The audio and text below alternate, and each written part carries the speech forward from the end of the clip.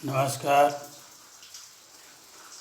आज हम लोग कक्षा 10 के भूगोल विषय के अंतर्गत आने वाले पाठ संसाधन एवं विकास का अध्ययन करेंगे। जैसा कि हम लोगों को पता है, पिछले क्लासों में हमने संसाधन और विकास के अंतर्गत भारत में भूप्रयोग के प्रारूप के बारे में अध्ययन किया था। आज हम लोग इसी पाठ को आगे बढ़ाते हुए अगले जो बिंदु है इसमें भूमि निम्नीकरण और संरक्षण के उपाय पर चर्चा करेंगे। भूमि एक ऐसा संसाधन है जिसका उपयोग हमारे पूर्वज आज तक करते आए हैं तथा भावी पीढ़ी भी इसी भूमि का उपयोग करेगी, यह निश्चय है।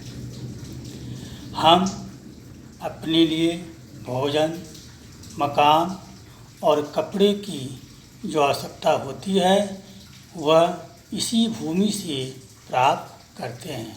अर्थात हम यह भी कह सकते हैं कि अपनी आवश्यकताओं की 95% भाग हम भूमि से ही प्राप्त करते हैं।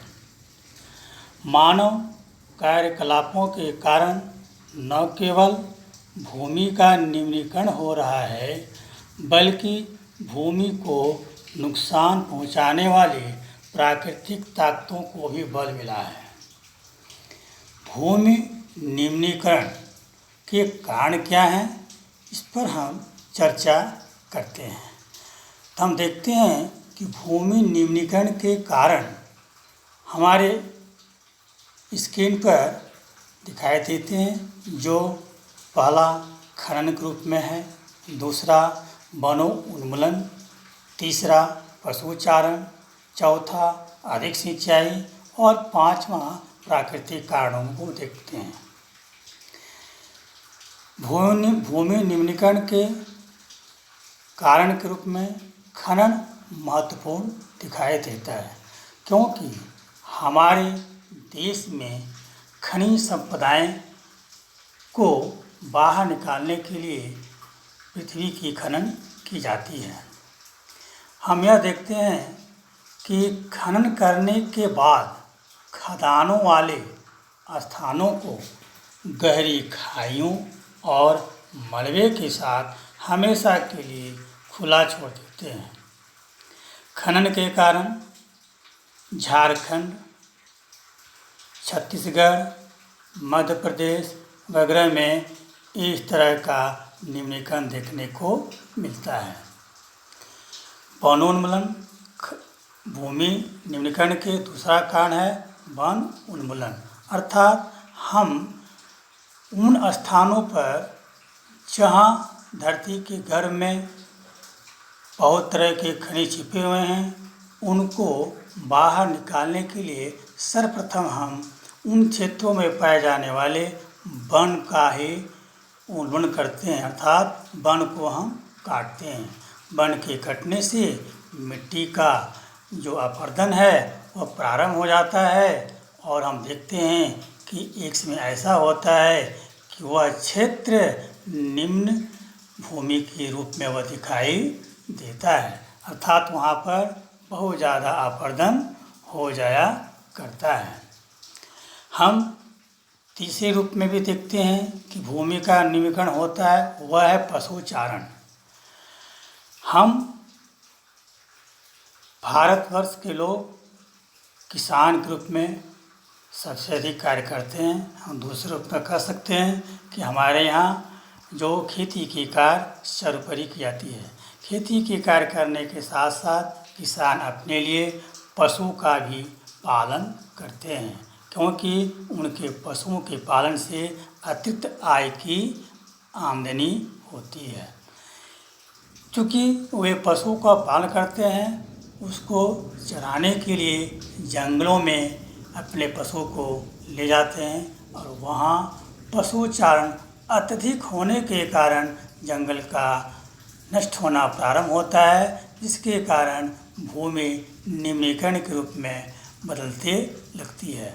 हम देखते हैं कि गुजरात हो या राजस्थान हो, मध्य प्रदेश हो, महाराष्ट्र हो, इन क्षेत्रों में बहुत ज़्यादा पशुचारण की जाती है, जिसके कारण वहाँ भूमि निम्नीकरण देखा जाता है।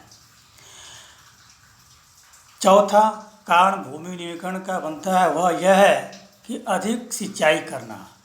हम कुछ राज्यों जैसे पंजाब, हरियाणा और पश्चिमी उत्तर प्रदेश में खेती करने के क्रम में बहुत अधिक सिंचाई के कार्य को हम करते हैं। अत्यधिक सिंचाई करने के कारण भी हमारे भारत के अंदर कुछ भूमि निम्नीकरण की तरफ बढ़ते हैं, अर्थात भूमि में जो गुण होते हैं वह कम होते जाते हैं। इस तरह से देखते हैं कि बहुत अधिक सिंचाई से उत्पन्न जल क्रांतता भी भूमि निम्नीकरण के लिए उत्तरदायी है, जिससे मृदा में लवणीयता और क्षारीयता बढ़ जाती है। हम ये भी देखते हैं कि भूमि निम्नीकरण के कारण हमारे देश में जो उत्पादकता बनी रहनी चाहिए वह उत्पादकता धीरे धीरे घटती है। अब चले हम भूमि निम्नीकरण के कारणों के संरक्षण और उपाय कैसे करें। हम देखते हैं कि भूमि निम्नीकरण की समस्याओं को सुलझाने के लिए कई तरीके हैं, जैसे वन रोपण, चारागाहों का उचित प्रबंधन, रेतीले टीलों को रोकना, भूमि कटाव को रोकना, खनन पर नियंत्रण। आइए सर्वप्रथम भूमि निम्नीकरण के संरक्षण और उपाय के बारे में पहला वन रोपण के बारे में चर्चा करते हैं। हम ये जानते हैं कि जहाँ जितने ज़्यादा वृक्ष होते हैं वहाँ पर की भूमि वर्षा के जल से कम छटती है, इसलिए हमें भूमि के निम्नीकरण को रोकने के लिए हम वन का ज़्यादा से ज़्यादा रोपण प्रारंभ करें, क्योंकि हमारे देश में जितना ही वन रहेगा उतना ही वह भूमि को कटने से रोकेंगे। अब हम दूसरे उपाय पर चर्चा करते हैं, चारागाहों का उचित प्रबंधन।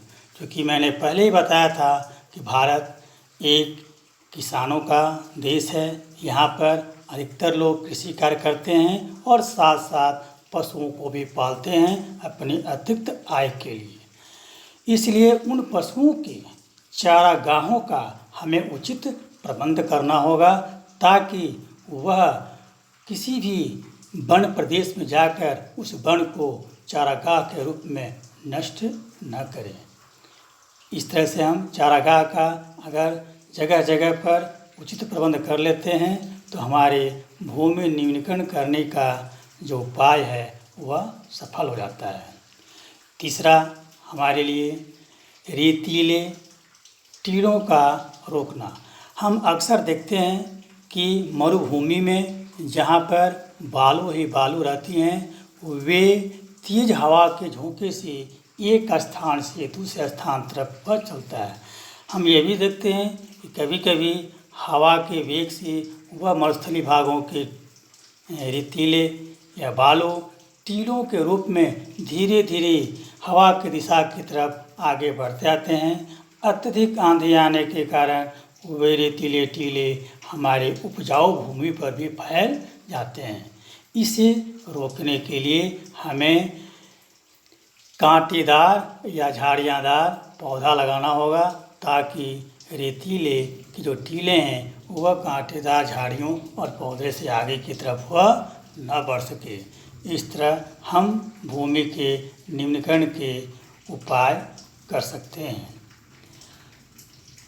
अगला है भूमि कटाव को रोकना, क्योंकि भूमि निम्नीकरण का मुख्य कारण होता है भूमि का कटना, और भूमि तभी कटती है जब उसके रुकावट नहीं होते हैं। और भूमि कटने के रुकावट के सबसे अच्छा उपाय उस भूमि पर पेड़ पौधे का उगाना है। भूमि कटाव को रोकने के लिए हमें अधिक से अधिक पेड़ पौधे लगाने होंगे ताकि वर्षा के जल सीधे सीधे पृथ्वी पर न पड़ के वह पेड़ों पर पौधों पर पड़े और धीरे से पृथ्वी की सतह आकर वह भूमि को न काट सके। इस तरह से भूमि कटाव को रोकने के प्रयास से हम भूमि निम्नीकरण को भी संरक्षण दे सकते हैं।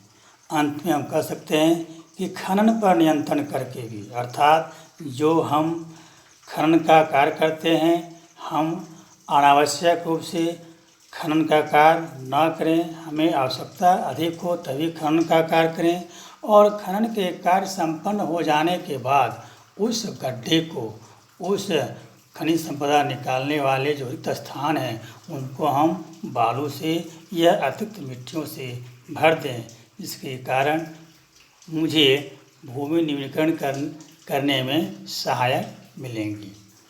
आज के लिए इतना ही।